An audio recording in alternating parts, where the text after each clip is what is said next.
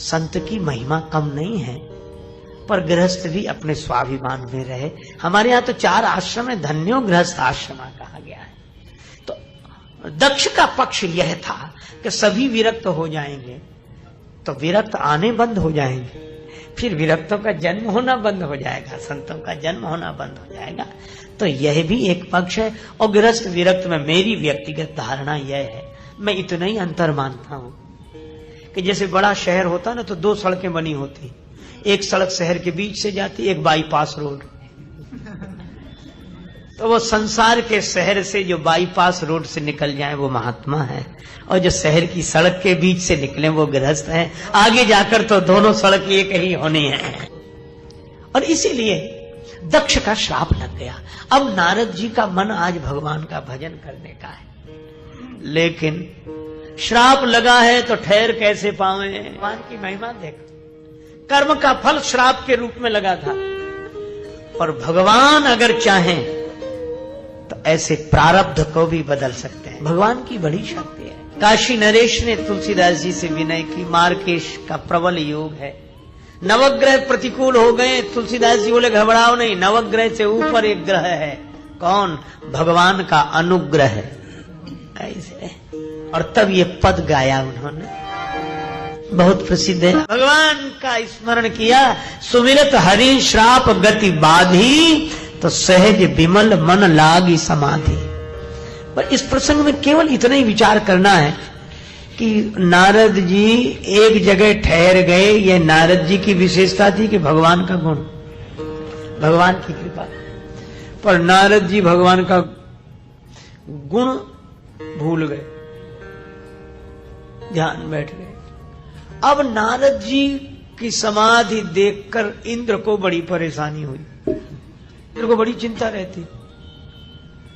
जितने ये पद पर बैठे लोग हैं निश्चिंत नहीं रहते, बड़ी चिंता रहती। इनकी समाधि भंग करो।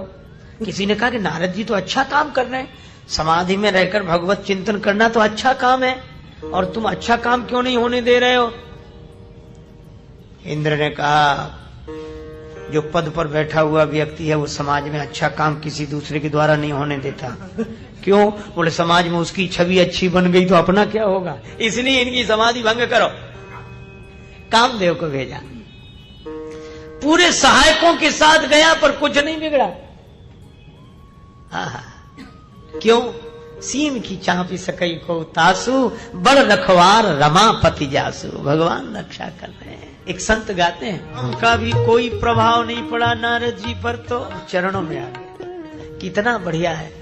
जो भगवान के आश्रित रहते हैं, जिन पर भगवान की कृपा होती है, उन्हें काम के आगे नहीं झुकना पड़ता, काम उनके आगे झुक जाता है। आज नारद जी की समाधि, कहो काम कैसे आए?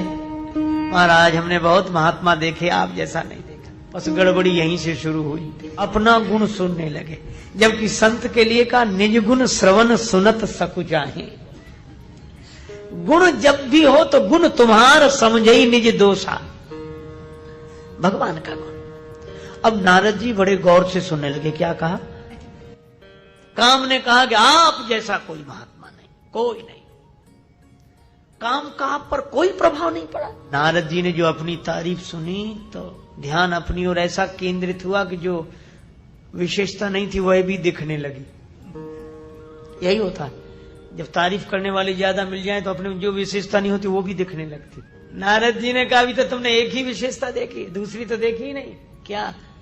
भयउ न नारद मन कछु रोसा, मुझे क्रोध भी तो नहीं आया, तो न मुझ में काम और न क्रोध। काम ने कहा हो गई, दो विकार नहीं, न काम न क्रोध। नारद जी बोले और सुनो, तीसरी बात भी सुनो, जाकर अपने राजा इंद्र से कह देना कि उनके पद का मुझे कोई लोभ नहीं है, न काम न क्रोध न लोभ। एक क्षण में योगी, एक क्षण में भोगी, पल भर में ज्ञानी, पल में वियोगी।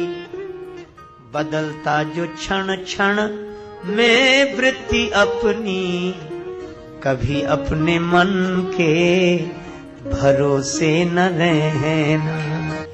और वही बात है, मन के भरोसे न रहना। नारद जी को लगा बस कोई विकार है ही नहीं, कोई नहीं है। अच्छा नहीं है तो आराम से बैठो, पर जिसको लगता है कि हम में कोई विकार नहीं है वह उनके पास जरूर जाता है जिनमें उसे विकार दिखाई देते हैं। देखो तुम में है, हम में नहीं। इसीलिए नारद जी सीधे गए कहां? शंकर जी के पास। क्यों? बोले शंकर जी ने कामदेव को जला दिया और हमने भी काम को जीता, लेकिन हम श्रेष्ठ हैं। कैसे? बोले शंकर जी ने काम को जीता पर क्रोध को नहीं जीत पाए, तभी तो क्रोधित होकर जला दिया। पर वाह हरे नारद, न काम न क्रोध, सीधे शंकर जी के पास।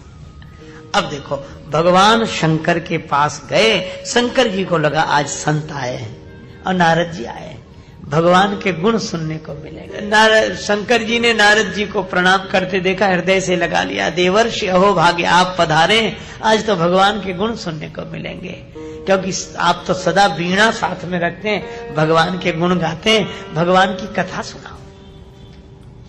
नारद जी बोले आजकल हम नई कथा सुनाने लगे। शंकर जी ने सुना कि कथा तो परम पुरातन नित्य नूतन, ये नई कथा का क्या मतलब है? तो बोले रामचरित ही सुनाएंगे। तुलसीदास जी ने व्यंग किया, मार चरित शंकर ही सुनाए। रा की जगह मां आ गया, राम नहीं मार चरित, काम, राम कथा की जगह काम कथा। फिर मैं समाधि में बैठो, काम आया और ऐसे वैसे। शंकर जी को लगा कि क्या यही कथा है? चौथी भगति मम गुनगन करई कपट तजी कान, और ये कथा के नाम पर आत्मविज्ञापन। शंकर जी तो चुपचाप बैठे रहे।